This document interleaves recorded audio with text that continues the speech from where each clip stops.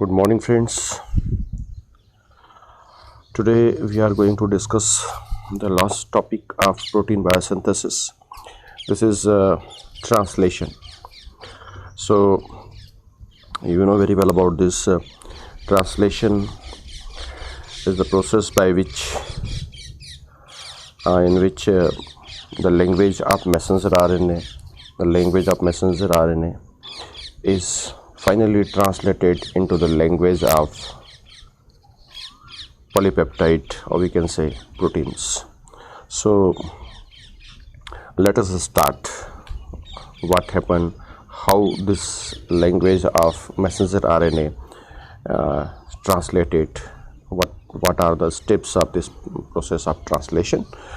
We will discuss in the next part of this video. Okay, let us start. So you know very well about this. This process will also completed in these three steps: initiation, elongation, and termination. The process is started with this you can say initiation, whenever the first codon we can say initiation codon, from the initiation codon, and from initiation codon to the up to the terminating codon, and the process is going on known as elongation. And finally, whenever the terminating codon, whenever the ribosome reach up to the terminating codon, the process will stop, we can say end, and this is called as what? Termination. So these are the three steps, and now we will discuss in detail. Let us start. So initiation, this is the first step of translation. The small subunit of ribosome bind to a site upstream on 5' site. So this is the 5' site, and the small subunit, this is the small subunit of ribosome, binds on 5' site of we can say upstream of messenger RNA. It proceeds downstream 5' to 3', ये 5' से 3' की तरफ ribosome बढ़ेगा, ठीक है, until it encounters the start codon AUG. बढ़ना शुरू करेगा कहाँ तक? राइबोसोम कहाँ तक बढ़ेगा? जब तक कि ये AUG से इसका इनकाउंटर ना हो जाए, या AUG से इसका सामना ना हो जाए. That is the initiation codon on messenger RNA. The region between the mRNA cape and AUG is known as the 5' we can say untranslated region, UTR. This is the UTR we can say, and this is also in इस particular site के बारे में हम बात करें, इस sequence के बारे में बात करें, तो ये जितना भी 5' में यहाँ जितना भी साइट है, this particular place is called as untranslated region है. And just before the starting codon GGA-GG, this particular sequence is present, and this is called as Shine-Delgarno sequence. Shine-Delgarno sequence is also we can say the part of UTR, and it should be present just before the starting codon. तो अब यहाँ पर क्या होगा कि messenger RNA के ऊपर हमारा राइबोसोम जो है वो 5' एंड से बढ़ना शुरू करेगा, और तब तक बढ़ता रहेगा जब तक कि इसका इनकाउंटर AUG से ना हो जाए. तो दिस इज़ द यूँ कहे कि इनिशिएशन का भी सबसे पहला स्टेप यही होगा, ठीक है. अब इसके बाद हम आगे चलें तो here it is joined by the large subunit and a special initiator tRNA. अब इसके बाद में क्या होगा कि यहाँ पर ये लार्ज सब यूनिट से जुड़ जाएगा, और लार्ज सब यूनिट से भी जुड़ने से पहले इनिशिएटर tRNA यहाँ पर आएगा. यानी कि कौन आएगा? मैट tRNA आएगा, क्योंकि यहाँ पर जो पहला कोडान था हमारा वो क्या था? AUG था. तो AUG के अकॉर्डिंग जो क्या बोलना चाहिए, एंटीकोडॉन होगा वो होगा USC. आप डायग्राम में देख रहे हैं USC, और उस USC कोडान को लेकर कौन आया है? मैट tRNA आया है. यानी कि यहाँ पर जो अमाइनो एसिड लेके आया है वो मेथियोनिन लेके आया है. और उसके बाद जैसे ही मिथ्योनिन यहाँ पर किस साइट पे जुड़ जाएगा इसका भी ध्यान रखिएगा आप। यहाँ पर ये ए साइट है, this is the A site and this one is the P site and this is the E site. ठीक है, A is amino acid binding site, P is the polypeptide site and E is the exit site. तो अब यहाँ पर क्या होगा कि this met tRNA is one and only tRNA which directly connected to the P site. वो directly P site से connect होने वाला एकमात्र ऐसा टीआरएनए होगा।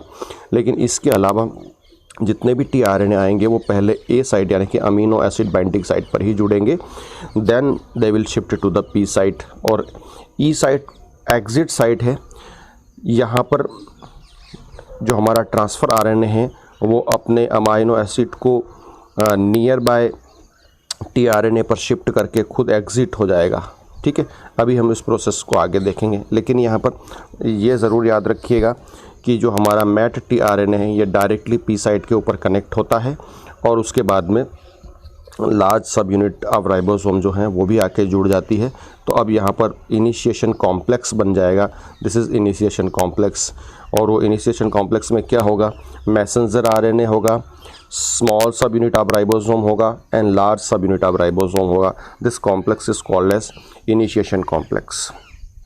इन eukaryotes initiator tRNA carries methionine, वो मिथ्योनिन को कैरी करता है। ठीक है, bacteria use a modified methionine designed F met. तो यहाँ पर जब सिंपल यूकैरियोट्स के बारे में हम बात करें तो यहाँ पर सिर्फ मैट होता है, मिथ्योनिन होता है। लेकिन यहाँ पर फार्माइलेटेड मिथ्योनिन है। यहाँ पर बैक्टीरिया के केस में हम देखें, प्रोकैरियोटिक केस में देखें तो एफ मैट होता है। तो मैं अगर अभी जो इस स्लाइड में जो देख रहे हैं उसमें इसको शॉर्ट में बताना चाहूँ तो सिंपल सी बात यह है कि मैसेंजर आरएनए आया, इस मैसेंजर आरएनए के ऊपर राइबोसोम की स्मॉल सब यूनिट ने चलना शुरू किया 5' एंड से, और कब तक चलती रही, जब तक कि स्टार्ट कोडॉन इसने नहीं पा लिया।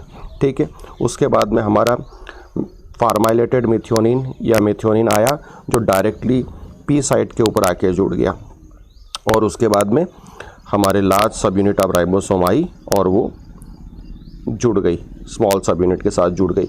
इससे यहाँ पर इनिशिएशन कॉम्प्लेक्स बन गया। So this is the first we can से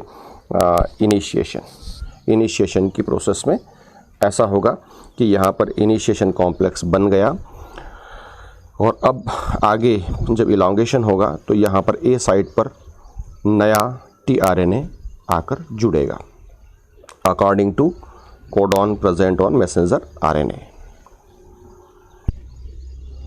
ये देख लीजिए, हम मैसेंजर आरएनए के बारे में राइबोसोम के बारे में बात कर रहे थे। So these are the 3 different site. A site is amino acid binding site.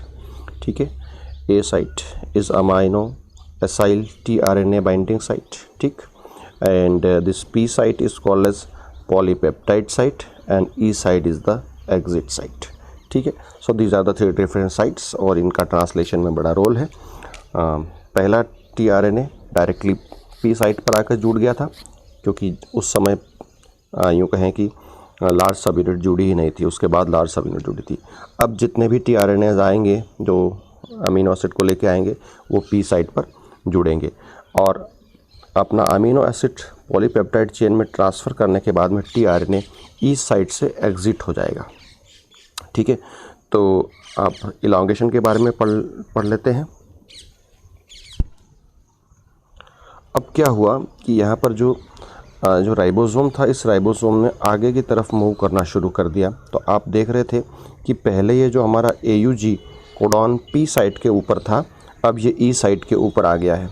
ठीक है, तो इसका मतलब ये हुआ कि राइबोसोम आगे की तरफ मूव करना शुरू कर दिया, इसलिए अब ये जो AUG है ये ई साइट के ऊपर आ गया है। AUG के ऊपर जो हमारा जो अमाइनो एसाइल था यानी कि अमीनो एसिड था, उसमें मेथियोनिन था। This methionine binds with the next tRNA, जो नेक्स्ट टीआरएनए था जो ए साइट पर आकर अटैच हुआ, उस टीआरएनए के साथ बाइंड हो गया, पॉलीपेप्टाइड बॉन्ड बन गया। Now this methionine is transfer from this amino acid to the next amino acid, ठीक है। नेक्स्ट अमाइन हमारा कोडॉन था UGG, उस UGG के अकॉर्डिंग ACC एंटीकोडॉन, और उस एंटीकोडॉन को लेकर ट्रिप्टोफेन यहाँ पर अमाइनो एसिड आया, और इस ट्रिप्टोफेन के साथ में हमारे मिथ्योनिन ने जो है वो पॉलीपेप्टाइड बॉन्ड बना लिया, और अब यहाँ पर ये डाईपेप्टाइड का स्ट्रक्चर बन गया। और जैसे ही हमारा जो मैट tRNA था वो ई साइट पर आया, अब वो एग्जिट हो गया, ठीक है।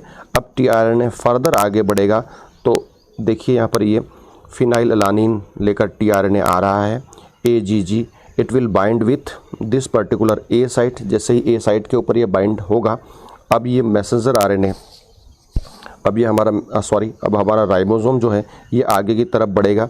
तो यहाँ पर ये जो ट्रिप tRNA जो था, ये ट्रिप tRNA अब किस साइट पर आ जाएगा, ये आ जाएगा ई साइट के ऊपर आ जाएगा। और जैसे ही हमारा ये मैट tRNA एग्जिट हुआ है, ऐसे ही ये ट्रिप tRNA भी एग्जिट हो जाएगा, और ये दोनों के दोनों जो ट्रिप्टोफेन और मिथ्योनिन अमीनो एसिड 1 था, अमीनो एसिड 2 ट्रिप था, और ये दोनों ही amino acid 1 and 2 they will bind with, यानी कि अब जो जो ट्रिप्टोफेन है और फिनाइललानिन है, इन दोनों के बीच में पॉलीपेप्टाइड बॉन्ड बन जाएगा, ठीक है। और अब ये जो फिनाइललानिन tRNA है, इसके साथ में 3 अमाइनो एसिड हैंग करते हुए आपको दिखाई देंगे। तो इसी तरीके से जो हमारा मैसेंजर जो राइबोसोम है, वो राइबोसोम इस mRNA के ऊपर रन करता जाएगा, इन कोडॉन को रीड करता जाएगा, इन कोडॉन्स को रीड करता जाएगा, और उसके अकॉर्डिंग हमारे ट्रांसफ़र RNA यहाँ पर आते जाएंगे, और अमाइनो एसिड जो हैं वो एक दूसरे के साथ पॉलीपेप्टाइड बॉन्ड से बाइंड होते जाएंगे, और ये पॉलीपेप्टाइड जो चेन है ये लगातार लंबी होती जाएगी, तब तक कि जब मैसेंजर RNA हमारा जो राइबोसोम है, वो राइबोसोम स्टॉप कोडॉन तक नहीं पहुंच जाता, ठीक है। तो ये इलांगेशन की प्रोसेस है, जिसमें आप इसको इस तरीके से भी समझ सकते हैं कि जैसे हम गन्ने का जो रस निकालती है मशीन, उस मशीन को अगर हम देखें तो ये इसको मशीन मान लीजिए, राइबोसोम को मशीन मान लीजिए, और जो mRNA है इसको आप एक गन्ना मान लीजिए, शुगर केन मान लीजिए।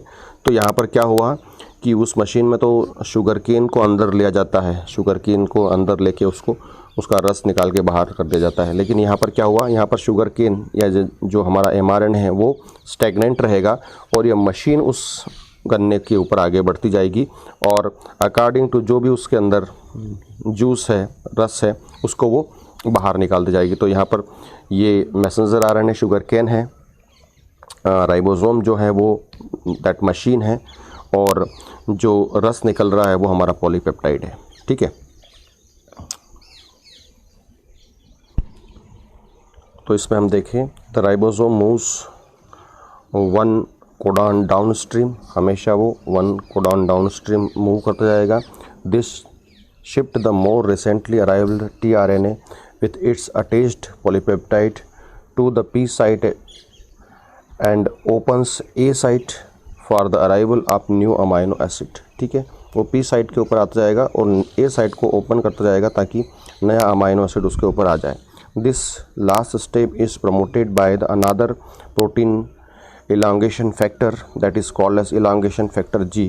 ये जब भी elongation की प्रोसेस आएगी तो यहाँ पर EF फैक्टर आएंगे। क्या आएंगे? EF फैक्टर आएंगे, elongation फैक्टर।